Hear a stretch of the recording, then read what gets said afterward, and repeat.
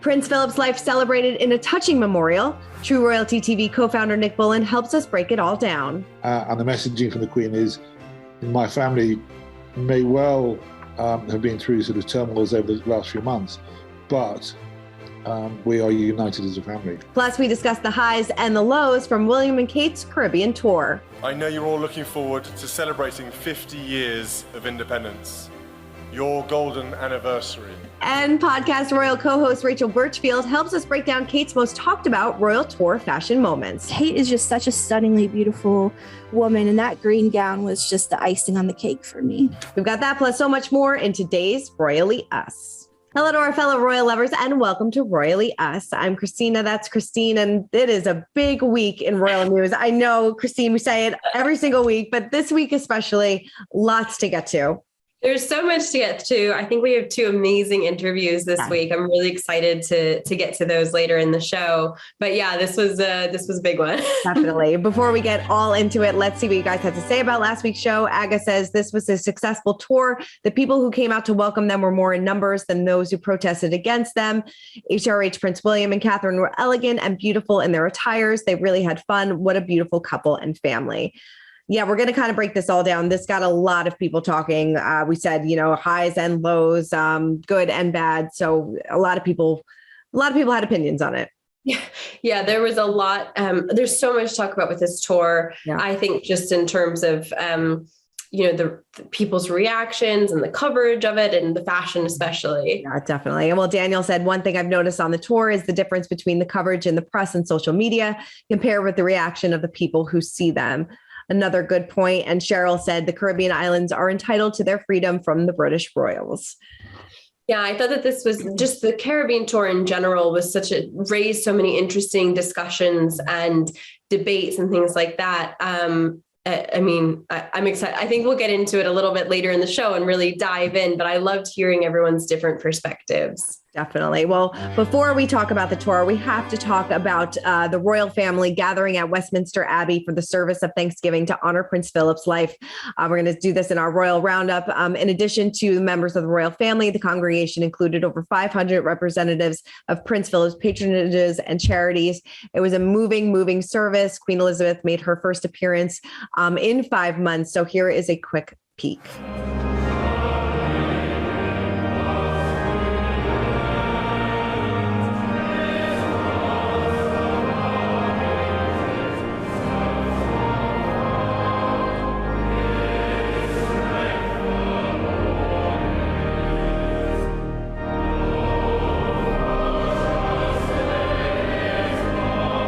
Yeah, such a beautiful moving service.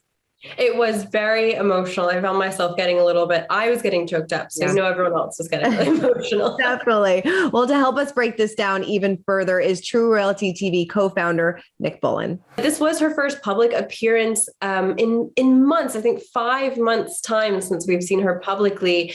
What can you say about how determined she was to be there and maybe, what steps she took to make sure that she was there today? Mm-hmm. For me, I don't think there was any doubt that she was not going to be there. So there was no doubt that she was going to be there, rather. She, this was, her husband, as she said, her strength and stay. She was going to be there by hook or by crook. And she came in by crook. She was literally holding that shepherd's crook when she came in. I think the messaging from the whole royal family was incredible. You mentioned the Duke of Edinburgh green, a number of them were in green. Mm-hmm. But, Camilla was wearing the badge of the Rifles, which was the regiment that Prince Philip handed over to Camilla. That was one of his last public appearances. Lady Louise, his granddaughter, Edward and Sophie's daughter, was wearing the equestrian brooch that she wore at his funeral. So there's a huge amount of symbolism within the service. I thought it was also very powerful, very moving that George and Charlotte were there. It's the first time that they've been seen at some big family event. So I thought the whole thing was sort of full of symbolism, and I am certain that the Queen always intended to be there in whatever way. Yeah. I mean, what message do you think that she was sending, having Prince Andrew escort her into Westminster Abbey? I think the message the Queen was sending out at that point, with having Andrew by her side, was that this is a family event. This is a family Thanksgiving for the head of the family.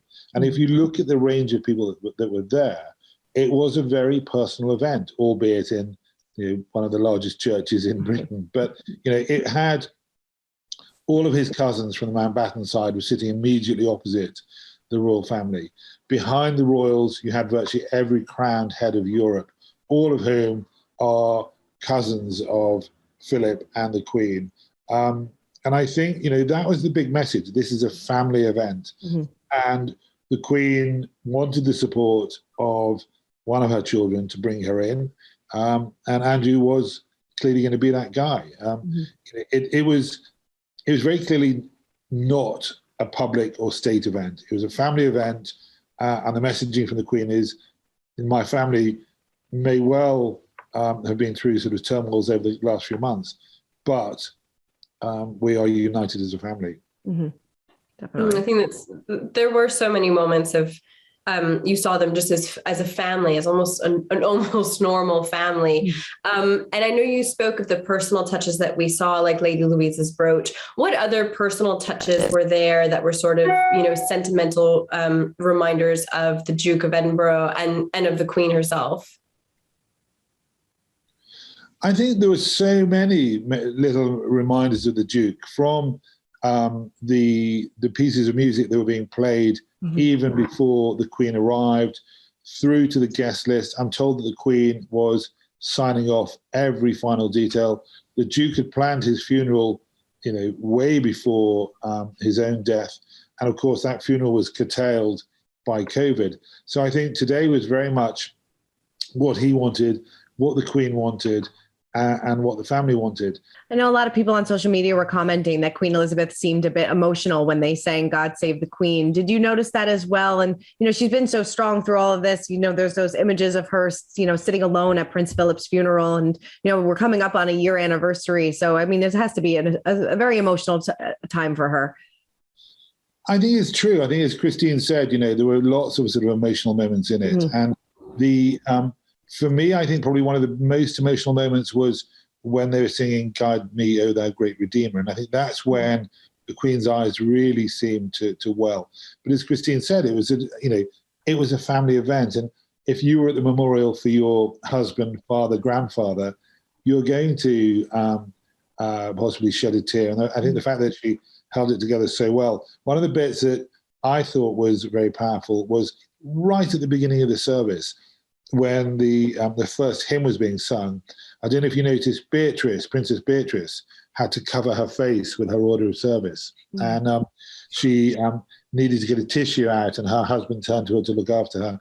And she was really fighting back the tears. And I'm sure we've all been there. When you go to a funeral, you start singing that hymn, often that's when the emotion surges. And I thought, for me, that was, again, a lovely family moment. This was a granddaughter mourning her grandfather.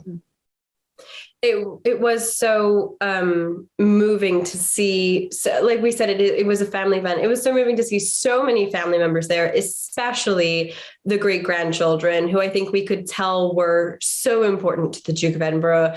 Did we know that, especially George and Charlotte, but I know that Isla and Savannah were there, Mia Tyndall were there. Did we expect that they would be there? What does this say about this service? I don't think anyone realised that the youngest of the children, or the young children, were going to arrive. Okay, Louis wasn't there, and some of the younger Tyndall children weren't there. But probably for the best. for the best, I think. Did you notice Charlotte? Charlotte couldn't stop looking around. Charlotte's eyes were spinning ever. But I don't think people were expecting the great grandchildren. And I think, it's what you say. It just points to this family event. And I understand that, right now, there are receptions happening at Kensington Palace where sort of all the royal family and the royals from around the world have all got together, like any other family. It's that sort of, and I think, the fact that COVID prevented it from happening before, this is their opportunity to get together. And what I particularly liked was at the beginning, people were chatting, people were laughing, people were smiling. It felt like a Thanksgiving. It didn't feel like that sort of the very sad funeral. It did feel like a celebration. And and I think the family really nailed it. Yeah, definitely a celebration of life. And I know that you have a documentary coming out soon on True Royalty TV, Prince Philip, Prince husband and father. So what will we learn about Prince Philip? And out of all of these roles, which did he love the best? Well, that's a great question. I think, what you learn from this new documentary on True Royalty is how self-deprecating he was. Mm-hmm. This was, whenever we filmed him, whenever I spoke to him, he really wasn't interested in who he was. The prince part was probably the least important part. His naval career was hugely important. His role as a father, hugely important. But also probably his biggest role was as sort of consort and support to the Queen. And this was a guy who was born into service, and he was born in a royal family. He went through military service. And what you learn in this documentary is that service was at his absolute core. Mm-hmm. And he wanted to continue with his naval career. But when the Queen became a queen at such a young age, he had taken a vow of service. And the greatest service he could do to his country was to support his monarch. So you really learn that. You also just learn that he had very little truck with anybody. There was that great thing. I don't know if you saw the Prince of Wales talking this morning, and you get some documentary about how Wales had been talking to Philip just before he died, and the day before he died, and they were talking about arranging his 100th birthday. And Charles was saying to him, what would you like to happen? Who would you like to be there? And Philip just sort of looked up from his, I guess, what was nearly his deathbed, and said, well, I'm going to have to be alive, aren't I, for there to be a party? Those moments for it that he just pricked. He once, I was talking to him about how he felt about the life that he'd led. And he looked at me and just went, felt. Well, I didn't feel anything. I just did it. And it's that. And I think it's that great thing you learn in this documentary. This is, we're all so tied up at the moment with how we feel about things and the emotions of everything. This was a man that came from another world that just wasn't about feelings and emotion. He just got on with it and did it. All right. Well, make sure everybody check out Prince Philip, Prince Husband, Father, available April 1st on True Royalty TV. It's definitely going to be a must watch. Yeah, definitely. I love True Royalty TV. I do too. He's great. Such interesting perspectives on there. Definitely. All right. Well, let's get into Duchess Kate and Prince William's 8-day Caribbean tour. Before their departure, William released a statement about the controversy that followed them in Belize, Jamaica, and the Bahamas. But first, take a look at his final speech in the Bahamas. We support with pride and respect your decisions about your future. Relationships evolve, friendship endures.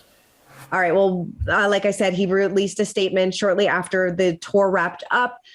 He said, I know that this tour has brought into even sharper focus questions about the past and the future. In Belize, Jamaica, and the Bahamas, the future is for the people to decide upon. Catherine and I are committed to service. For us, that's not telling people what to do. It is about serving and supporting them in whatever they think best by using the platform we are lucky to have. It is why tours such as this reaffirm our desire to serve the people of the Commonwealth and to listen to communities around the world. Who the Commonwealth chooses to lead its family in the future isn't what is on my mind. What matters to us is the potential the Commonwealth family has to create a better future for the people who form it, and our commitment to serve and support the best as best we can. Now, a lot of people are saying this is like an unprecedented statement from a member of the royal family. Yeah, the royal family really lives by the never complain, never explain mantra. And this was that, William explaining, I think. This was sort of, if not the first time, one of the first times that we've seen a member of the royal family really immediately and publicly respond to public criticism. Mm-hmm. Normally, again, they just they keep their heads down, they keep doing their work. But this time, I think William and Kate really heard the feedback, the comments that they were getting from on social media, in the press, sort of the criticisms of the tour. I think that they heard that, and this was William's way of responding and saying, we've heard what you're saying. We do want to see this change. You are free to make the right decisions for your country and for the Commonwealth. I thought it was such a powerful move. Yeah, it definitely was. And because, so many people argued that this tour felt kind of cringeworthy and a bit out of touch. Kate and William riding in the back of the Land Rover, touching kids through chain link fences and things like that. There was a lot of images that startled a lot of people. And, I have to agree, some of it did feel a bit out of touch and a bit cringeworthy. And, tours back in the 50s can't look the same as it does in 2022. Right. I think so much of this was kind of literally from perspective, because when you had those those chain link fence photos, you looked at them and you're like, oh, yeah. It looked from an optics point of view, it was terrible. From a PR point of view, it just looked awful. But then when you kind of zoomed back, it was just them greeting children like they were greeting every other child or every other person that came to see them. But I think that the optics were really maybe not well thought out, or there were some moments that, they needed different guidance, or they needed to think things through a little bit more. I do think that this was an interesting example of, I want to say, like, the press really leading the story, because, it was very purposeful for them to choose those photos of the chain link fence and not them greeting children on the other side of the field where, you didn't have that optic. So overall, I just thought it was really interesting. There were definitely moments for improvement. There were definitely some, what were you thinking moments. But yeah, I think it's definitely, like you said, maybe the tours need to look a little bit different moving forward. And I think that's what's going to happen. I think royal tours have to change, will change. I mean, yeah, it's just, it can't be the same as it was 50 years ago. People are different, mindsets are different, perspectives are different. So, we kind of have to keep up with our times. And that's kind of what William said in that statement. He kind of, his eyes were open to what the people were hearing. He's listening to what the people have to say. And like you said, he's telling everybody, do what's best for your country. I will be here as your friend. I won't be here as a leader. I will be here as your friend going forward. So I think that was really important. And they heard the message. And that just, I feel like, kind of shows what kind of king he will be one day. Yeah, definitely. I think it shows what kind of king he'll be. I think it shows what the tours might look like going forward. The events and the moments in these royal tours that really people love, or that get the most press coverage, tend to be kind of the more down to earth ones. Yeah. So you think about, like the dancing, or the making, the grinding cocoa beans, things that are very down to earth.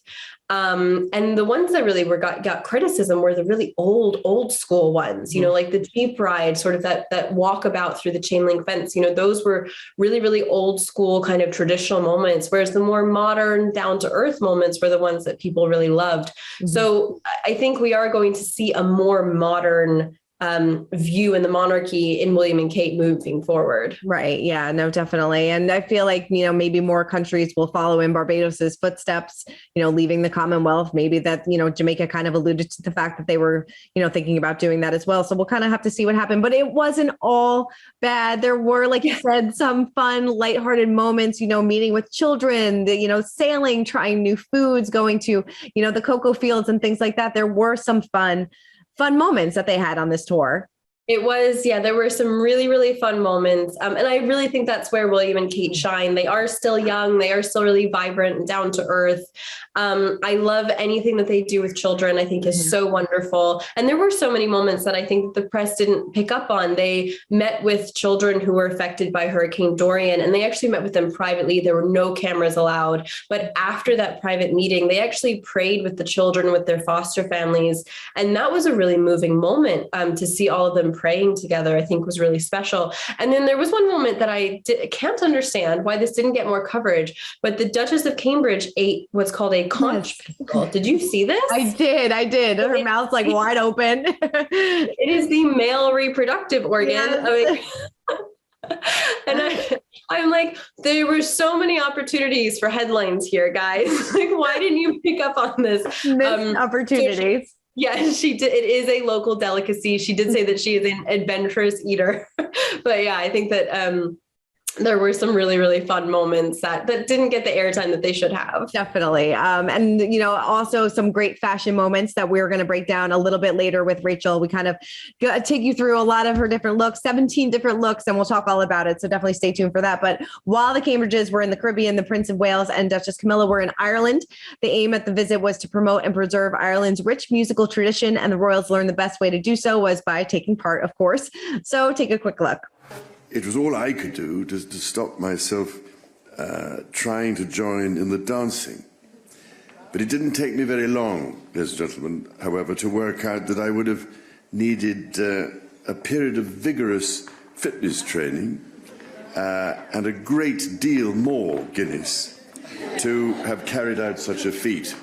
So yeah, like you said, the best, some of our favorite royal moments is when they get in there and, show off a little Irish jig. Yeah. And I think that, those really are the moments that people love to see. But I also think that for the people they're meeting, those experiences are invaluable. Like dancing with the future king is something that those dancers are going to remember for their whole life. And that makes it much more special than that time that they performed for him. Those sort of hands-on experiences just make it more special for the people who are there. Yeah, definitely. All right. Well, a very happy Mother's Day to everyone watching in the UK. Christine, happy Mother's Day. The royal family celebrated by posting photos with their mothers. The Queen posting this photo with her mother, Queen Elizabeth, the Queen Mother, and her sister, Princess Margaret. The caption read, "Wishing all those celebrating today a very special Mothering Sunday." Yeah, so very, it seems Prince Charles also posted a photo with Queen Elizabeth. So I always love seeing the throwback pictures. I was hoping one from the Cambridges, but we didn't get one. I know. I think they were tired. Yes. Exhausted. I did love that photo a few years ago where they shared the cake that the kids made for Kate. That was so cute. But I also loved that in the post that Clarence House made, where they have Prince Charles with his mother, the Queen. They also included a photo of Camilla, the Duchess of Cornwall, with her mother. I hadn't seen that before, so I feel like that was another marker of Camilla sort of owning her role within the family. Yeah, she looks just like her mom too. Crazy. She does. It's like the hairstyle's the same. Yeah, right? totally the same. Right. All right. Well, now it is time to break down the royal rules and Kate's royal fashion. And to help us do that is podcast royal co-host Rachel Birchfield. Let's take a look. Rachel, it is so good to see you. As always, we always love getting your perspective and having you on the show. And, we are coming off of this big Caribbean tour, which had a lot of people talking both good and bad, but we want to talk fashion and kick it off with, this is like our first big royal tour since pre-pandemic. So how would you say Kate's style has evolved in the past couple of years? Yeah, well, first of all, thank you so much for having me on again. I always love being on the show, and I'm a longtime listener. To your question, I'm not sure it's evolved so much as it's just a different royal tour setting. The last time we saw Kate on a tour of roughly this length was in 2019, and she and William were in Pakistan, and she dressed appropriately for that setting. And when it comes to royal tour dressing, really the formula is basically this: what is weather appropriate? First of all, what is the formality of the engagements we're going to be at?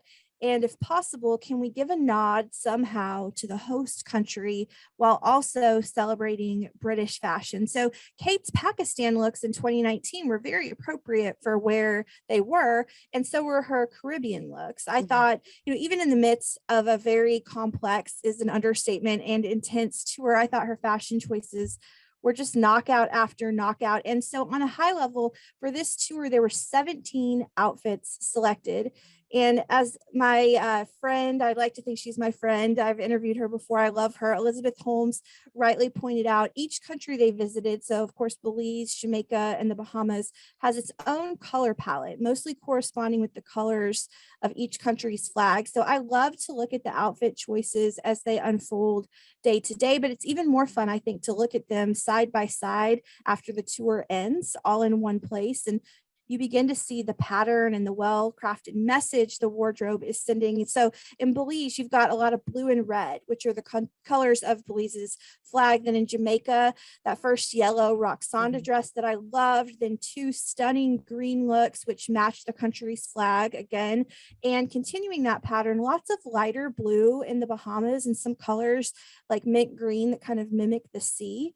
It's really a fashion story, and I love it, right down to the first blue Jenny Packham look in Belize, to the final Alessandra Rich look in the Bahamas, the skirt, suitish looks, if you will. It all comes together, and a lot of the looks actually, I know we'll talk about this in a moment, harken back to previous looks of the Queens while on tour in the same places, since this tour is to celebrate her Platinum Jubilee. So the bottom line is there's just so much thought that goes into this, and it's actually quite beautiful when you think about about it. We kind of saw a lot of nods to other royals and the outfits that she chose. Can you speak to that? Any sort of familiar styles from Queen Elizabeth, from Princess Diana?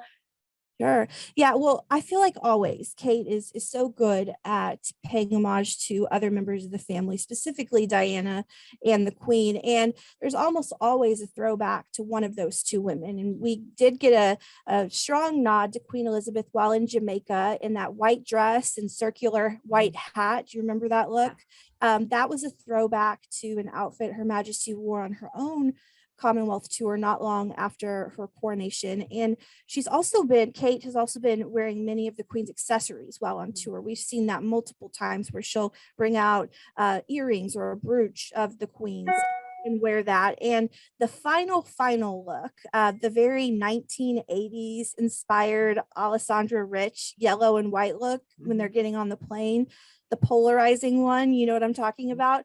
Many are calling that a nod to Diana's style in the 1980s. That was a very 80s style look with the belt, the shoulders, and even Kate's green Jenny Packham gown closely mirrors a green gown Diana wore in the 1980s. So Diana shows up so much in Kate, and not only Kate, but Meghan's outfits, if you know what you're looking for. I'd love to know, you said that this tour was pretty much flawless. So is it possible to pick a favorite look? Well, let me clarify that I think it was flawless from a fashion perspective. Yes, from a fashion statement. Yes. I don't know if I would call it flawless all the way around. But gosh, that's so tough because I really did like so many. At least from a fashion perspective, my mind keeps returning to that green Jenny Packham gown. When I saw that look, so I co-host a royal podcast as well, Podcast Royal. When I saw that look, I happened to be out to dinner with my co-host, which we do every couple of weeks. We just happened to be together. It popped up on my Instagram feed and it took both of our breath away. And that's what you want when you're planning outfits for a tour. You want to have your breath be taken away. And not just the gown. The gown was beautiful, but the hair and the makeup of that, it's just the whole package of that look. Kate is just such a stunningly beautiful woman, and that green gown was just the icing on the cake for me. Definitely. Christine, did you have a favorite?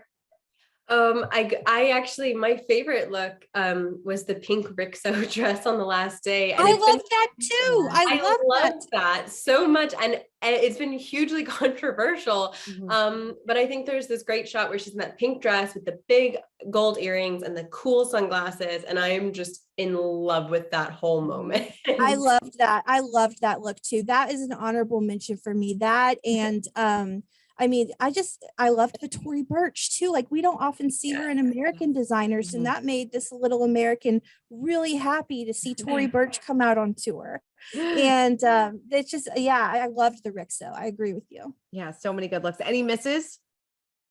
The only miss I would say would be that I wish that she had incorporated more local designers into her garments. She did so pretty well with accessorizing, but I think that was the main fashion controversy on the trip. And again, there's such a plethora of designers to choose from, especially when in Jamaica. So that left questions on the table for a lot of people. And then, okay, I have to say that polarizing last little 1980s number, that kind of just came out of nowhere for me. It was the last look of the two, and I guess maybe you could say, okay, well, we're kind of buttoning it up the way we started with kind of a skirt suit look, but it just kind of came out of nowhere. And it's actually growing on me as the days pass. I mean, it's only been about 3 days since I saw it, but it just didn't seem like there was a rhyme or a reason for that look. Not that there really has to be, but it just seemed to random into a really well coordinated tour, at least from a sartorial perspective. So I don't know, but that I will tell you, that is growing on me by the day. So maybe in a week I'll love it, but I don't know. It's pretty polarizing. Yeah, definitely. Christine, any misses for you? I would agree with Rachel. I think that there was opportunity for, one or two Jamaica or, local designers that we really would have liked to have seen. Although I do see where the choices come from. I have to say that the regatta outfit was a bit of a letdown for me. Normally we see Kate in like full nautical, like very much dressing to a theme sort of looks. And this one where it was just like a white polo and khaki shorts was a bit gym teacher for me. Yeah, it was very, very, very casual. And Yes. we've seen her sail before, like at the King's Cup, and I preferred that look to this. But her other casual look, we can't leave that out because of course she killed it with the 3 gowns, I thought. Yes. But the casual looks, like I really enjoyed the look when she went to the Mayan architectural site. The sunglasses in particular, like when Kate puts on shades, I don't know why that just elevates everything for me. She's just like the ultimate cool girl for me. All right. Well, before we wrap up, we have to check in on our pint size, our royal kids, and Princess Eugenie celebrated Mother's Day and her birthday by showing off some photos of her son, August. We still haven't seen his face, but she's definitely giving us a little bit more content. I know. I loved that. I loved this photo. It looked like they were out at a museum, just a family day out. It's so cute. So again, we talked about this throughout the show, but these down to earth moments are really what people love to see from the royals. But yeah, I love seeing her little glimpses at little August's life. They seem really happy. They do seem really happy. Keep them coming. We love it. Yes. Christine, thank you so much. Well, we covered a lot in the show. I know that you guys probably have a lot of comments, so we'd love to hear them. Please let us know what you guys think, and keep commenting, keep subscribing, and we'll see you guys next week. Yep. Bye.